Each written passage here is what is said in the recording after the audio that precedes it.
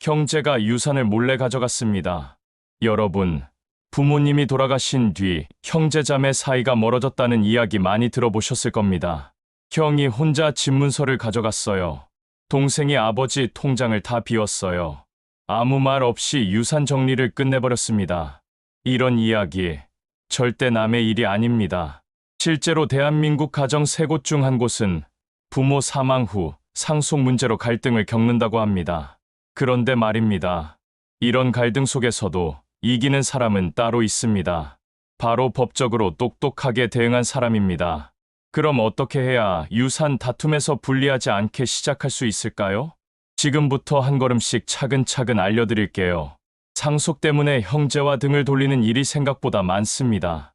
특히 부모님이 돌아가신 후 유산을 놓고 갈등이 생기면 법적 다툼까지 이어지는 경우가 많죠. 그런데 아시나요? 상속 문제는 미리 알아두고 준비하면 충분히 법적으로 유리하게 대응할 수 있습니다. 오늘 영상에서는 형제 간 유산 싸움에서 꼭 알아야 할 법적 기준, 증거 모으는 법, 유류분 청구, 공동상속인 간 조정 사례까지 시니어 눈높이에 맞춰 자세히 설명드립니다. 먼저 상속이란 어떤 개념인지부터 살펴보겠습니다. 상속이란 사람이 사망했을 때 그 사람의 재산과 채무를 법적으로 물려받는 것입니다. 즉, 돌아가신 분의 집, 땅, 예금뿐만 아니라 빚까지도 가족이 책임지는 일이죠. 여기서 중요한 건 상속인의 순위입니다.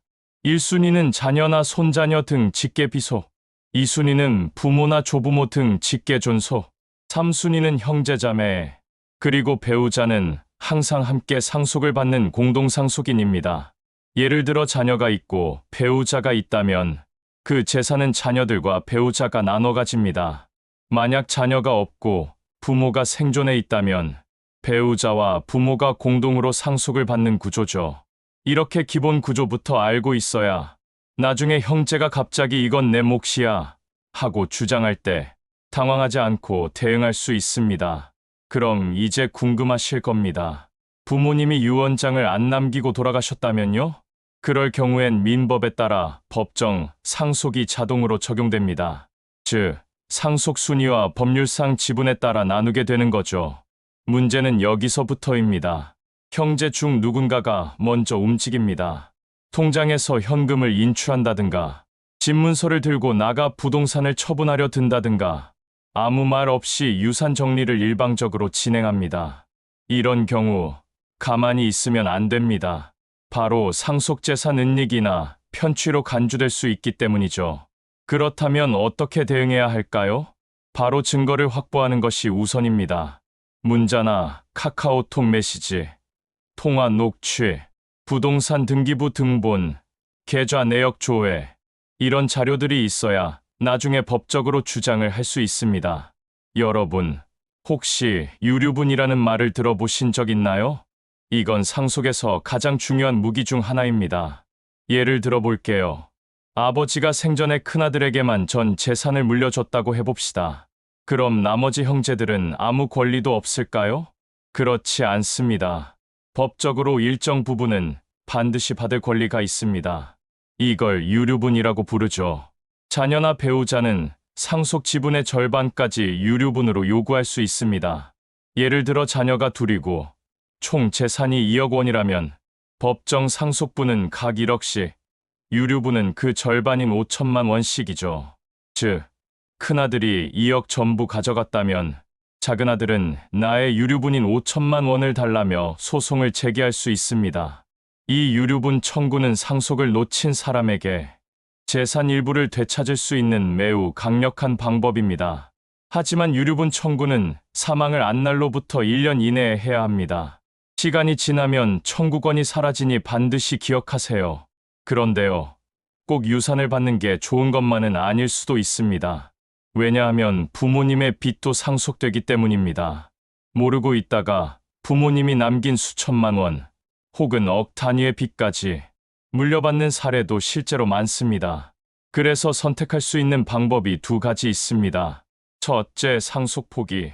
말 그대로 재산도 빚도 모두 안 받는 방법입니다. 둘째, 한정 승인.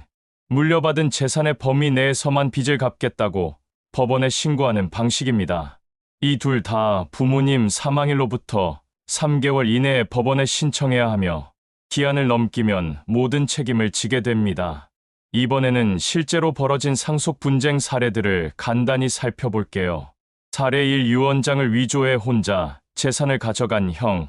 사례 2 누나가 부동산을 임해 처분하고 동생은 전혀 몰랐던 경우. 사례 3 사망 직전 통장을 인출한 뒤 없었다고 주장한 경우. 이런 사례에서 공통적으로 중요한 것은 바로 증거와 시기였습니다. 법원에서도 종종 유류분 청구 기한이 지났다는 이유로 청구를 기각하는 경우가 많기 때문에 의심이 들면 바로 전문가 상담을 받는 것이 중요합니다.